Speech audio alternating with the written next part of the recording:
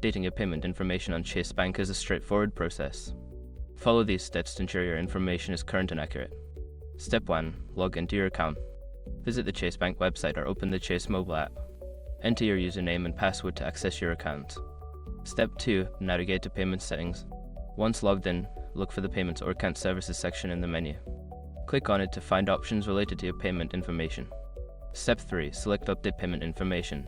In the Payment Settings, find the option that allows you to update your payment methods. This may include credit/debit card information or bank account details. Step 4. Enter new payment details. Input your new payment information as required. Ensure that all details, such as card number, expiration date, and billing address, are entered correctly. Step 5. Save changes. After entering your new information, look for a Save or Update button. Click it to confirm your changes and ensure your payment information is updated in the system. Make sure to review your payment settings periodically to keep your information up to date.